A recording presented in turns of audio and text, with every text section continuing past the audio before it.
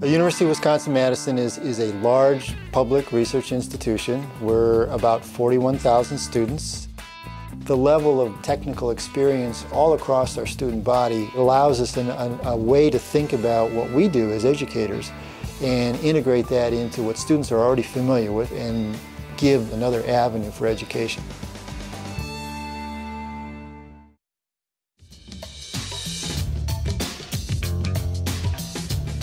It's important to us to reach people who want to learn. The internet, and now in particular podcasting, is enabling us to do that.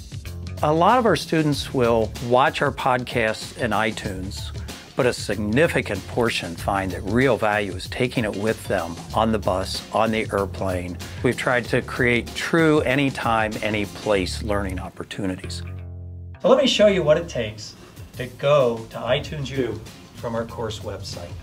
Every live class that I teach, I capture, convert to a podcast, and within an hour of the end of class, it's at iTunes U, and I don't have to notify the students because iTunes U notifies them for me.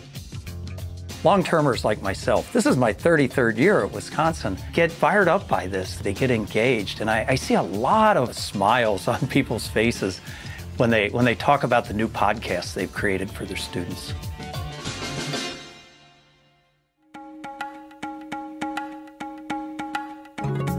Our research goal is to develop computational tools to study the structure and function of biomolecules.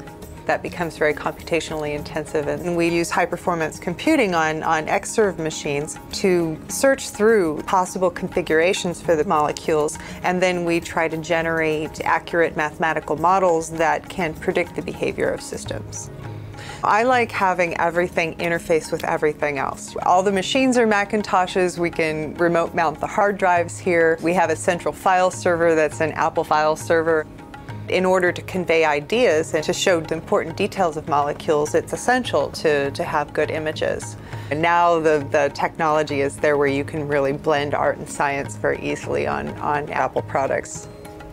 As soon as OS X came out, there was no reason for me to use anything else.